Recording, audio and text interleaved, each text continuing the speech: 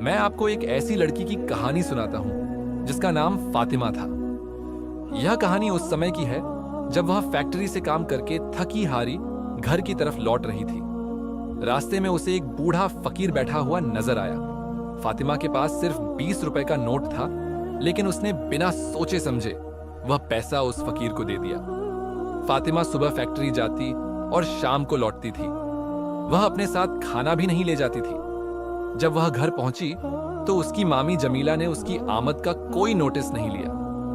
फातिमा खुद ही अपने कमरे में चली गई, कपड़े उतारे और जल्दी से किचन में देखने गई कि शायद कुछ खाने की चीज रखी हो। लेकिन जब उसने बर्तन का ढक्कन उठाया तो वहां एक टुकड़ा भी रोटी का नहीं मिला। ऐसा लगता था जैसे बर्तन में सदियों से खाना नहीं पकाया गया हो। फिर उसने बाहर रखे डिब्बे में देखा जहां सूखी रोटियां थीं। जब उसने उन्हें हाथ लगाया तो लगा जैसे दोपहर की बची हुई रोटियां हों। उसने एक रोटी उठाई और पानी में डुबो डुबो कर खाली पेट भरा। फिर पानी पीकर अल्लाह का शुक्र अदा किया और वजू करके मगरिब की नमाज अदा करने लगी। अभी वह दुआ ही मांग रही थी कि दरवाजे पर उसकी मामी जमीला आकर खड़ी हो गई। फातिमा जानती थी कि वो किस लिए आई थी, तनख्वाह मांगने। जल्दी से दुआ मांगकर मुंह पर हाथ फेरा और नमाज उठाने के लिए खड़ी हुई। जमीला ने डांटते हुए कहा, आज तनख्वाह हाथ पर लाएगी तो ही तुझे रोटी मिलेगी, वरना तू ऐसे ही भूखी सोएगी। वह 3 दिन से ऐसी ही धमकियां दे रही थी और पूरे 3 दिन हो गए थे कि फातिमा को खाना नसीब नहीं हो रहा था। फातिमा ने कहा, मामी, आज फैक्ट्री में वर्करों ने हड़ताल की थी, इसलिए मुझे तनख्वाह नहीं मिल सकी। यह सुनकर जमीला का चेहरा गुस्से से लाल हो गया। वह बोली, मुझे तो लगता है कि तू अपना पैसा कहीं और जमा करवा रही है और हमें बेवकूफ बनाने की कोशिश कर रही है। उनका शक भारत जैसा आज से नहीं, बहुत सालों से था। फातिमा का नाम फातिमा था। जब वह सिर्फ 4 साल की थी तो उनके घर में एक हादसा हुआ जिसकी वजह से पूरा घर तबाह हो गया था। एक रात अचानक उनके कमरे में आग भड़क उठी।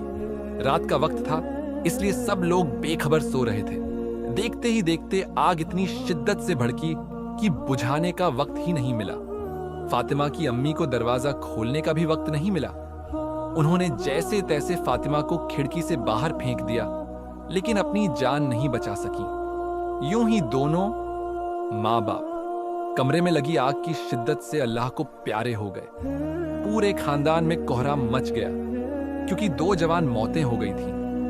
फिर फातिमा की जिम्मेदारी उठाने को कोई तैयार नहीं था। उसके अब्बू का एक छोटा भाई था जो अभी कुंवारा था, लेकिन दादी ने उसे रखने से साफ इनकार कर दिया। उनका कहना था, यह जब जब मेरे सामने होती है तो मुझे अपने बेटे की याद आती है, इसलिए मैं हरगिज इसे अपने पास नहीं रखूंगी। उसके चाचा यूसुफ उसे अपने घर ले गए, लेकिन चंद बरस जीने के बाद वह भी अल्लाह को प्यारे हो गए। फिर फातिमा की जिम्मेदारी उसके मामू करीम के ऊपर आ गई। फातिमा की किस्मत में जैसे बदनसीबी लिखी गई थी। जैसे ही मामू करीम की शादी हुई, उनके घर में बच्चे पैदा हुए और फिर एक एक्सीडेंट में मामू भी अल्लाह को प्यारे हो गए। अब न सिर्फ मायके वाले बल्कि नानके वाले भी उसे नफरत भरी नजरों से देखते और कहते, यह तो शुरू से ही मनहूस है, जिसके घर में जाती है उसको मौत आ जाती है। अब पूरे घर की जिम्मेदारी फातिमा ने उठाने का फैसला कर लिया। उसकी उम्र 18 बरस हो चुकी थी। वोटर कार्ड बनवाने के बाद उसने फैक्ट्री में काम करना शुरू कर दिया। जब तक मामू जिंदा थे उसे स्कूल में पढ़ने दिया था, इसलिए उसने उनकी मेहरबानी से मैट्रिक पास कर लिया था। अब भला सिर्फ उसकी कमाई से घर का गुजारा कहां होने वाला था। इसलिए जब से वह फैक्ट्री में लगी थी, जैसे ही उसे तनख्वाह मिलती फौरन जमीला के हाथ में दे देती थी, जिसकी वजह से उसे उनके बच्चों के साथ साथ घर का काम भी संभालना पड़ता था। क्योंकि कमाने वाली अकेली वही थी, इसलिए कभी कभी घर में फाका कशी होती तो कभी पेट भरने को खाना मिल जाता। वह देखती थी कि उसकी दी हुई तनख्वाह से जमीला अपने बच्चों के लिए फल या दूध वगैरह तो लेकर आती थी, लेकिन उसके लिए कभी दिल से कुछ भी नहीं लाती थी। अक्सर ऐसा होता था कि वह दोपहर का खाना भी साथ लेकर नहीं जाती, क्योंकि नाश्ता बनाते उसे इतनी देर हो जाती थी कि उसे वक्त ही नहीं मिलता कि अपने लिए भी खाना बनाकर ले जा सके। अक्सर ही जब काम से लौटती थी तो उसकी हालत इतनी खराब होती थी कि भूख से उसकी अंतड़ियां बाहर आने को होती। जब किचन में जाकर देखती तो सिवाय खाली बर्तनों के उसे कुछ भी नजर नहीं आता। फिर वह सूखी रोटियां भिगो भिगो कर खा लेती थी और हर हाल में अल्लाह का शुक्र अदा करती थी। एक दिन फातिमा को तनख्वाह मिलने वाली थी, लेकिन फैक्ट्री के सारे वर्कर्स एहतजाज कर रहे थे कि तनख्वाह में मुनासिब इजाफा किया जाए। इसी वजह से हंगामे की सूरतें हाल में तनख्वाह मिलने में बहुत देर हो गई थी। घर के हालात भी दिन ब दिन बिगड़ते जा रहे थे। यूं तो जमीला के बच्चे एक सरकारी स्कूल में पढ़ते थे, लेकिन फिर भी उनके खर्च थे, जिसकी वजह से वह 10 दिन से स्कूल नहीं जा रहे थे। फातिमा ने 2 दिन से खाना नहीं खाया था। अक्सर उसकी दोस्त नूर अपने घर से लाया हुआ खाना उसे बांट देती थी। वह उसके सामने इनकार करती रहती, लेकिन नूर जबरदस्ती उसे अपने साथ खाने में शामिल कर लेती थी। लेकिन आज उसकी दोस्त नूर नहीं आई थी, इसलिए भूख से उसका कलेजा बाहर आने को था। वह रास्ते में लड़खड़ाते हुए चल रही थी। ऐसा लग रहा था जैसे अभी गिरकर बेहोश हो जाएगी। और फिर ऐसा ही हुआ। जैसे ही वह उस बूढ़े फकीर के पास पहुंची तो अचानक उसने उसके सामने हाथ फैला दिया मांगने के लिए। लेकिन आज उसके पास खुद फूटी कौड़ी नहीं थी, तो वह उसे भला कहां से देती। यह देखकर उसे चक्कर आया और वह वहीं गिर गई। जब उसे होश आया तो वह हैरान होकर उठ बैठी, क्योंकि उसके आसपास खूबसूरत गुलाब और चमेली के फूल रखे हुए थे। पूरा कमरा ऐसे लग रहा था जैसे गुलाबों की महक से भरा हो। अचानक भूख ने उस पर हमला किया तो वह इधर उधर देखने लगी। पास ही एक खूबसूरत ट्रे रखी थी जिसमें मुख्तलिफ किस्म के फल रखे हुए थे। उन फलों को देखकर उसके मुंह में पानी आ गया। वह बेताबी से वो फल खाने लगी। कमरे में लगे हुए सफेद पर्दे इस बात की निशानी कर रहे थे कि शायद वो किसी अस्पताल का खूबसूरत वार्ड था। इतना बड़ा और खूबसूरत हॉस्पिटल उसने अपनी जिंदगी में पहली बार देखा था।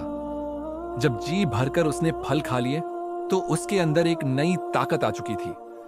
अब वह बेड से उतरने की कोशिश करने लगी। अचानक ही दरवाजा खुलकर कोई अंदर आया। अंदर आने वाला एक खूबसूरत नौजवान था जो उसे बड़ी नरम निगाहों से देख रहा था। फिर वह बोला, अभी आपकी तबीयत ठीक नहीं है, आराम करने की कोशिश कीजिए। यह अस्पताल शहर से बहुत दूर है। जब आपको घर जाना हो तो मुझे बता दीजिएगा, मैं खुद आपको आपके घर छोड़ दूंगा। उसकी बात सुनकर फातिमा कुछ उलझन में पड़ गई। वह उसे कहना चाहती थी कि उसकी तबीयत अब ठीक हो गई है और वह घर जाना चाहती है, लेकिन पता नहीं क्यों वह उसके सामने चुप रह गई और वापस बेड पर बैठ गई। फिर वो मेहरबान नजरों वाला नौजवान उसे बोला, अगर आपको किसी और चीज की चाहत हो तो मुझे बता दीजिएगा, मैं आपके सामने लाकर हाजिर कर दूंगा। वो एक अजनबी था और उसकी इस मेहरबानी पर वह हैरान रह गई। उसने कहा, नहीं, मेरा पेट भर गया है, अब मैं काफी बेहतर महसूस कर रही हूं। उसकी बात सुनकर वह कमरे से बाहर चला गया। काफी देर तक वह उस कमरे में कैद होकर बैठी रही। फिर उसका दिल घबराया तो उसने कमरे का दरवाजा खोला और बाहर देखने की कोशिश की। और फिर तो उसकी रूह में कंपी छा गई, क्योंकि बाहर मुकम्मल अंधेरा और सन्नाटा छाया हुआ था। कमरे से बाहर का मंजर कुछ इस तरह का था कि हर तरफ गहरा जंगल नजर आ रहा था और उस कमरे के अलावा कोई दूसरा कमरा था ही नहीं। इसका मतलब था कि यह हॉस्पिटल का कमरा नहीं था, बल्कि सिर्फ एक ही कमरा बना हुआ था। अब उसके होश उड़ गए थे। भला इस घने जंगल में वह उस नौजवान को कैसे ढूंढे। अचानक ही उसके जहन में अपनी मामी और अपने छोटे भाई बहनों का ख्याल आने लगा। वो लोग न जाने किस हाल में होंगे और जमीला तो उसकी तनख्वाह के इंतजार में बेचैनी से इंतजार कर रही होगी। अब वह उस नौजवान के आने का शिद्दत से इंतजार करने लगी, क्योंकि वह उसे कहना चाहती थी कि उसे हर हाल में अपने घर जाना है। यूं ही परेशानी में न जाने कितना वक्त बीत गया। फिर उसने खुद यहां से निकलने का फैसला किया। इतने खौफनाक जंगल में अकेले जाना ऐसे लग रहा था जैसे मौत को दावत देने के बराबर हो। उसके जैसी कमजोर दिल की लड़की तो कभी भी अकेली यहां सफर नहीं कर सकती थी। फिर भी मजबूरी के हाथों उसने यहां से निकलने का फैसला किया। अभी ज्यादा दूर नहीं गई थी कि अचानक एक खौफनाक शक्ल वाली काले कपड़े पहने औरत उसके पीछे पीछे चलने लगी। वह हैरान थी कि भला ये उसका पीछा क्यों कर रही है। फिर वो उसके करीब आकर बोली, ए आदमजादी, तू हमारे जंगल में क्या कर रही है? चल, तू हमारे सरदार के पास, वही तेरी किस्मत का फैसला करेंगे। वह उसका बाजू पकड़कर उसे खींचने लगी। अचानक उस औरत के सामने कोई आकर खड़ा हो गया। फातिमा ने नजर उठाकर देखा तो वही नौजवान था। उसने उस औरत की आंखें निकालकर कहा, कहां लेकर जा रही है इसे? छोड़ दे। आज के बाद इसे डराने की कोशिश न करना, क्योंकि यह मेरी महबूबा है। उसके मुंह से यह बात सुनकर फातिमा हैरान रह गई। फिर वो उससे नरमी से बोला, क्या जरूरत थी वहां से निकलने की? चलो आओ, मैं तुम्हें तुम्हारे घर छोड़ देता हूं। उसकी बात सुनकर वह कुछ मुतमिन हो गई, क्योंकि उसे भी घर जाने की जल्दी हो रही थी। रास्ते में वह कुछ परेशान सी थी, तो वो उसकी सूरत देखकर बोला, मैं जानता हूं कि तुम्हारे घर में क्या मसला है, इसीलिए मैं तुम्हारी मदद करना चाहता हूं। जब वह सड़क के करीब आ गई तो वह उसे इंतजार करने को कहकर खुद चला गया। आधी रात को वह यूं अकेली सड़क पर खड़ी उसका इंतजार कर रही थी। फिर थोड़ी देर बाद ही वह आता हुआ दिखाई दिया। उसके हाथ में बड़े बड़े शॉपर थे। उसने वह शॉपर उसे थमा दिए और बोला, जब तुम्हारे घर वाले कुछ भी कहें तो तुम उन्हें यह शॉपर दिखा देना, वो तुमसे निहायत खुश हो जाएंगे। उसकी यह बात सुनकर फातिमा हैरान रह गई कि आखिर इन थैलों में क्या था, लेकिन यह बात थी कि उनमें से बहुत लजीज खुशबू उठ रही थी। अब उसे गली के नुक्कड़ पर छोड़कर वह चला गया। आधी रात का वक्त हो चुका था। वह सोच रही थी कि जमीला जरूर उस पर गुस्सा करेगी। जैसे ही वह घर में दाखिल हुई तो देखा कि उसके मुंह से सीतकार निकल गई, क्योंकि सारे बच्चे लाचार पड़े हुए थे। शायद भूख की शिद्दत उन पर भी भारी थी। फिर जैसे ही जमीला ने उसे देखा तो बोली, वाह वाह नवाबजादी, अब आई है। पता भी है कि मेरे बच्चे तेरे आसरे पर ही पल रहे हैं, उल्टा तू अब यूं नखरे दिखाने लगी है। आखिर कहां आवारागर्दी करने चली गई थी जो अब आ रही है? फिर फातिमा ने जमीला को बताया, मामी, आज भी तनख्वाह नहीं मिली थी, इसलिए खाने का बंदोबस्त करने गई थी। फिर उसने डरते डरते दोनों शॉपर उनके हाथ में थमा दिए। न जाने उनमें खाना था या कुछ और, लेकिन खुशबू महसूस करके उसने यही सोचा था। जैसे उन्होंने वह खाना देखा तो वह बेइंतहा खुश हो गई। फिर सारे बच्चों को उठाकर जल्दी जल्दी किचन में जाकर खाना ले आई। सबने पेट भरकर खाना खाया और अब सब सुकून से लेटे हुए थे। फातिमा भी अपने कमरे में आ गई। बचा हुआ खाना उसने भी उठा लिया था और कमरे में आकर खाने लगी। उसके दिल से बेइख्तियार उस नौजवान के लिए दुआ निकलने लगी। न जाने उसने किस मकसद के लिए उसकी इतनी मदद की थी। जो भी था, आज सबने पेट भरकर खाना खाया था। दूसरे दिन उसे काम पर जाने की तैयारी करने लगी और दिल ही दिल में दुआ भी कर रही थी कि आज तो उसे तनख्वाह जरूर मिल जाए, ताकि घर में थोड़ा राशन का बंदोबस्त हो जाए। वह खुद तो परेशान थी, लेकिन उसे ऐसे लगता था जैसे उसकी नेक नियति की वजह से जमीला के बच्चे परेशान हो गए थे। जब वह फैक्ट्री गई तो उसकी खुशी की इंतहा न रही, क्योंकि फैक्ट्री के सारे वर्कर्स को सैलरी देने का सिलसिला शुरू कर दिया गया था। थोड़ी ही देर बाद उसे भी तनख्वाह के लिए बुला लिया गया। अब उसने खुशी खुशी तनख्वाह ली और इंचार्ज से आधे दिन की छुट्टी मांग ली। वह घर के हालात से अच्छी तरह जानती थी, इसलिए फौरन ही जाकर घर का राशन वगैरह ले लेकर आना चाहती थी। दोपहर का टाइम था, सड़क पर इतना रश भी नहीं था। वह नहीं जानती थी कि जिंदगी उस पर एक और सितम ढाने वाली थी। जैसे ही वह फैक्ट्री से निकलकर सड़क की तरफ आई तो एक सुनसान गली से गुजरते हुए अचानक उसके पीछे 2 मोटरसाइकिल की आवाज आई। उसके पर्स में उसके पूरे महीने की तनख्वाह थी और वह सख्त फिक्र में हो गई थी। वैसे भी आजकल हालात ऐसे थे कि हर तरफ लूट मार चल रही थी। इससे पहले कि वह गली का मोड़ मुड़ती, अचानक उन दोनों ने उस पर पिस्तौल तानकर उसे लूट लिया और फरार हो गए।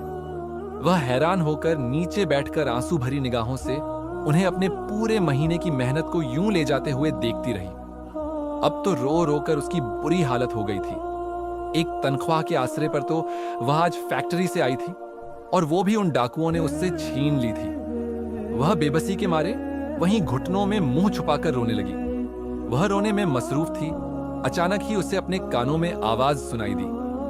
क्या हुआ प्यारी लड़की, इतनी परेशान क्यों हो?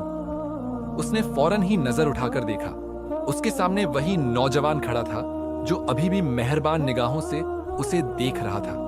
वह जमीन से उठकर खड़ी हो गई और रोते हुए बोली, क्या बताऊं, देखिए तो सही, आज मुझे ऐसे लग रहा है जैसे मेरी पूरी जिंदगी की कमाई लुट गई हो। तभी उस नौजवान ने उसके सर पर हाथ रखा और उसे तसल्ली देने लगा। मेरे होते हुए तुम्हें परेशान होने की जरूरत नहीं है। यह लो, ये पैसे रख लो, तुम्हारे बहुत काम आएंगे। उसने एक मोटी सी गड्डी निकालकर उसके हाथ पर रख दी। फातिमा उसकी बात सुनकर हैरान रह गई। फिर वह रोते हुए बोली, मैं कोई भिखारी नहीं हूं, मुझे यह भीख नहीं चाहिए। मैं अपनी मेहनत से कमाकर अपने घर वालों को खिलाना चाहती हूं। नौजवान मुस्कुराते हुए बोला, मुझे पता है कि तुम एक खुददार लड़की हो, लेकिन फिर भी अगर मुझे कभी तुम्हारी मदद की जरूरत पड़ी तो मैं भी तुम्हारे पास आ जाऊंगा। इसलिए यह मेरा एक कर्ज समझकर अपने पास रख लो और इससे अपनी हर जरूरत पूरी कर लो। अब उसके पास कोई चारा नहीं बचा था। उसने उसका शुक्रिया अदा किया और घर की तरफ चलने लगी। थोड़ी दूर जाकर उसने मुड़कर उसे देखना चाहा, लेकिन उसे हैरानी हुई क्योंकि वह 2 मिनट के अंदर ही उस गली से गायब हो गया था, जैसे वहां आया ही ना हो।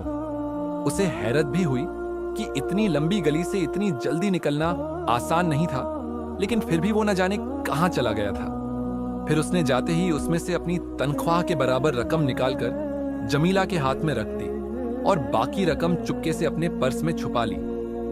अब वह सोच रही थी कि अगर वह नौजवान वक्त पर उसकी मदद न करता तो न जाने जमीला उसका क्या हश्र करती। एक दिन फातिमा छत पर कपड़े सुखाने गई थी।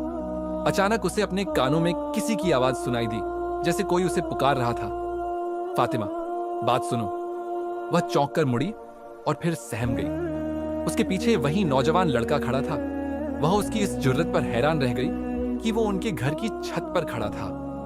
फिर वह चिल्लाकर बोली, तुम कैसे ऊपर आ गए? और अगर किसी ने मुझे तुम्हारे साथ यहां खड़ा देख लिया तो मैं बदनाम हो जाऊंगी। वह उसकी बात सुनकर मुस्कुराया और बोला, परेशान होने की जरूरत नहीं, मुझे तुम्हारे अलावा कोई नहीं देख सकता, क्योंकि मैंने तुम्हारे सिवा किसी के सामने अपने आप को जाहिर नहीं किया है। और अगर तुम मेरा एक काम कर दो तो बदले में मैं तुम्हारी पूरी जिंदगी को बदल कर रख दूंगा। फिर फातिमा ने उलझन भरे अंदाज में पूछा, ऐसे कैसे हो सकता है कि तुम मेरे सिवा किसी को नजर ना आओ? क्या तुम्हारे पास कोई जादू की छड़ी है? उसकी बात सुनकर वह बोला, नहीं, जादू की छड़ी नहीं है, बल्कि मैं खुद एक जादूगर हूं। मेरा नाम सलीम है, मैं एक जिन्नात हूं। फातिमा उसे खौफ खाकर 2 कदम पीछे हट गई। उसे यकीन नहीं आ रहा था कि उसके सामने एक इंसान के बजाय जिन्नात खड़ा है। उसे यूं डरते देखकर वो बोला, देखो, मुझसे डरने की जरूरत नहीं है। मैं तुम्हारे पास सिर्फ एक काम से आया हूं। मुझे यकीन है कि तुम्हारा दिल इतना नर्म है कि तुम मेरा काम जरूर करोगी। सलीम ने अपनी कहानी शुरू की। मेरा एक बूढ़ा दादा है जो फकीर बनकर इस दुनिया में रह रहा है। वह भी मेरी तरह एक जिन्नात है, लेकिन क्योंकि उसकी उम्र ज्यादा हो गई है और वह हमारे कबीले से नाराज होकर इंसानों की दुनिया में आ गया था, अब उसकी याददाश्त कम हो गई है, जिसकी वजह से वह दोबारा जिन्नात के रूप में तब्दील होकर हमारे कबीले में वापस नहीं आ सकता। मैं उसका पोता हूं, लेकिन वह मुझे भी पहचान नहीं पाता। जब मैं उसके सामने जाता हूं तो वो मुझे पहचान नहीं पाता। तुम्हें उसे ढूंढकर उसे याद दिलाना होगा कि उसे यहां नहीं, बल्कि हमारी दुनिया में जाकर रहना होगा, क्योंकि यहां पर कोई भी इंसान उसे नुकसान पहुंचा सकता है। फिर सलीम ने अपनी पूरी पारिवारिक कहानी सुनाई कि कैसे 20 साल पहले उसके दादा का दिल टूटा था, जब उसकी दादी ने उसे धोखा देकर किसी शैतानी जिन्नात के साथ भाग जाना था। उसके बाद से ही उसका दादा इंसानों की दुनिया में आकर फंस गया था। फातिमा ने पूछा, मैं यह सब करने के लिए तैयार हूं, लेकिन मुझे कैसे पता चलेगा कि वह कहां रहता है? भला इतने दिनों से तो वह मुझे नजर भी नहीं आ रहा। फिर सलीम बोला, तुम्हारे इलाके की पिछली तरफ के जंगल में एक खानाबदोशों की बस्ती है। वो वहां कारवां के साथ रहता है, सबसे अलग थलग। न किसी से बात करता है, न किसी के पास आता जाता है। 20 सालों से उसने अपने मुंह पर चुप का ताला लगाकर रखा हुआ है, लेकिन अब मैं उसे जिंदगी की तरफ वापस लाना चाहता हूं। फातिमा को यह काम करना चाहिए था, लेकिन उसे यह भी डर था कि अगर वह इस काम में फेल हो गई तो उसे फैक्ट्री से निकाल दिया जाएगा, क्योंकि वह वहां से छुट्टियां भी नहीं कर सकती थी। फिर सलीम ने उससे कहा, इस बारे में तुम्हें परेशान होने की जरूरत नहीं। तुम्हारे पूरे घर की जिम्मेदारी मेरे ऊपर है। जब तुम मेरे लिए इतना बड़ा काम कर सकती हो, तो बदले में मैं भी तुम्हें इतना माला माल कर दूंगा कि तुम्हें जिंदगी भर किसी की गुलामी नहीं करनी पड़ेगी। अब फातिमा ने उसे यकीन दिलाया कि वह हर मुमकिन कोशिश करेगी कि उसके बूढ़े दादा को राज्य कर सके, ताकि वो भी अपनी बाकी की जिंदगी आराम से उसके साथ गुजार सके। दूसरे दिन फातिमा फैक्ट्री जाने वाले टाइम पर घर से निकली, लेकिन इस खानाबदोशों की बस्ती में जा रही थी जहां पर वो रहता था। इतनी सारी झोपड़ियों में उस बूढ़े फकीर की झोपड़ी तलाश करना आसान नहीं था। फिर उसने पास से गुजरने वाले एक भिखारी बच्चे से पूछा कि उसे एक फकीर का पता है जो यहां सबसे अलग थलग रहता है, बिल्कुल अकेला। उसने रुककर एक झोपड़ी की तरफ इशारा किया जो काफी अलग सी बनी हुई थी। जैसे ही फातिमा उस झोपड़ी में दाखिल हुई तो उसे ऐसा महसूस हुआ जैसे आसपास खड़े हुए सारे भिखारी मर्द और औरत उसे हैरत से देख रहे थे कि इतनी नौजवान लड़की इस बूढ़े फकीर की झोपड़ी में क्या करने जा रही थी। जैसे ही वह उसके सामने गई तो वह उसे पहचानने की कोशिश करने लगा। फिर फातिमा ने कहा, बाबा जी, आप इतने दिनों से उस सड़क पर नजर नहीं आ रहे हैं, इसलिए मैं परेशान होकर आपके पास आई थी। आखिर क्या वजह है कि आप यहां से बाहर नहीं निकलते? फिर वह बूढ़े लहजे में बोला, मैं अब बीमार रहने लगा हूं। ऐसा लगता है कि यहीं पर बैठे बैठे मेरी मौत आ जाएगी, इसलिए बस अपनी मौत का इंतजार कर रहा हूं। फिर फातिमा ने उससे कहा, बाबा जी, आप अपनी मौत का इंतजार न करें, क्योंकि आपके कबीले वाले सारे आपकी राह देख रहे हैं और आपका पोता तो आपको यहां से लेकर जाना चाहता है। वो आपसे मिलने को बेताब है। क्या आप उससे मुलाकात करना चाहेंगे? वो उसकी बात सुनकर हैरान रह गया। फिर बोला, कौन सा पोता? मेरा कोई पोता नहीं, मैं तो बिल्कुल अकेला हूं इस भरी दुनिया में। फातिमा ने समझाया, नहीं बाबा जी, आप इंसानी दुनिया के वासी नहीं हैं, बल्कि आप तो जिन्नात की दुनिया से आए हैं। आप अभी भूल बैठे हैं कि आप एक जिन्नात हैं और जिन्नातों में बहुत सी ताकतें होती हैं। आप अपनी ताकतों को आजमाइए, फिर पता चलेगा आपको कि आप कितने ताकतवर जिन्नात हैं। उसकी बात सुनकर वह सोच में पड़ गया। फिर वह धीरे धीरे उसकी आंखें चमकने लगीं, जैसे गुजरे वक्तों की झलक उसके जहन में आ गई हो। फातिमा ने कहा, चलिए यहां से उठिए, आइए मेरे साथ, मैं आपको किसी से मिलवाना चाहती हूं। वह पहले इस बात पर राजी नहीं होता, लेकिन उसके इसरार करने पर वह उसके साथ उठकर खड़ा हो गया। उसे इस बात की खुशी थी कि वह उसे मान गया था। अब वह उसे खानाबदोशों की बस्ती से निकालकर अपने घर की तरफ ले जा रही थी, लेकिन उसे यह डर भी था कि अगर वह उसे अपने साथ अपने घर ले गई तो जमीला उस पर तरह तरह के सवालों की बौछार कर देगी। इसलिए वह दिल ही दिल में दुआ करने लगी कि जमीला घर पर ना हो। जैसे ही वह घर में दाखिल हुई तो उसकी खुशी की इंतहा न रही, क्योंकि जमीला और उसके सारे बच्चे शायद बाजार गए थे। उसे खुशी हुई कि वह उनके तमाम सवालों से बच गई थी। फिर उसने उन्हें ले जाकर एक कमरे में छुपा दिया, उनका मुंह हाथ धुलवाकर खाना खिलाया, उन्हें साफ सुथरे बिस्तर पर बिठा दिया। अब वह सलीम जिन्नात को याद करने लगी, क्योंकि वह उसे जल्दी से जल्दी बुलाना चाहती थी जमीला के आने से पहले। जैसे ही उसने आंखें बंद करके उसे याद किया तो अचानक कमरे में हवा का झोंका आया और वह उसके सामने आकर खड़ा हो गया। अब वो अपने दादा के कदमों में बैठा था और उसे याद दिलाने की कोशिश कर रहा था कि उसका अपने दादा से क्या ताल्लुक है। जब उसने अपनी पूरी कहानी अपने दादा के सामने सुनाई तो वो कुछ हैरान सा हुआ, जैसे माजी की यादें उसके जहन में आ गई थी। फिर वो अपनी बीवी का अहवाल उस बूढ़े जिन्नात को बताने लगा कि किस तरह से उसकी जिंदगी उस शैतानी जिन्नात ने बर्बाद करके रखी थी। वह बूढ़ा फकीर जो जिंदगी की मायूसियों के दलदल में फंसा हुआ था, अपने जवान जिन्नात पोते को देखकर उसके जिस्म में नई रवानी आ गई थी। उसे खुशी थी कि उसने अपने पोते को मुंह नहीं मोड़ा था, बल्कि गले से लगाकर उसके साथ जाने का फैसला कर लिया था। फिर सलीम ने फातिमा से कहा, तुमने एक अच्छा काम किया है। अगर मैं इसे अपने साथ ले जाने पर राजी करने की कोशिश करता तो वह कभी मान नहीं जाता, लेकिन तुमने उसे इस तरह से राजी किया है कि अब वह खुश है मुझे अपने सामने देखकर।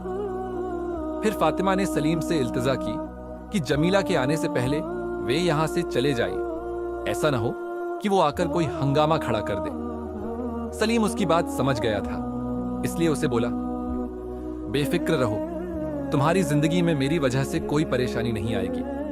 अब मैं जाता हूं, लेकिन तुम्हें कभी भी मेरी जरूरत महसूस हो, बस तुम आंखें बंद करके मुझे याद कर लेना, मैं तुम्हारे सामने हाजिर हो जाऊंगा। फिर थोड़ी देर के बाद दोनों दादा पोते खुशी खुशी उस घर से रुखसत हो गए। लेकिन जाते जाते उस बूढ़े फकीर ने फातिमा के सर पर बड़ा प्यार से हाथ रख दिया था।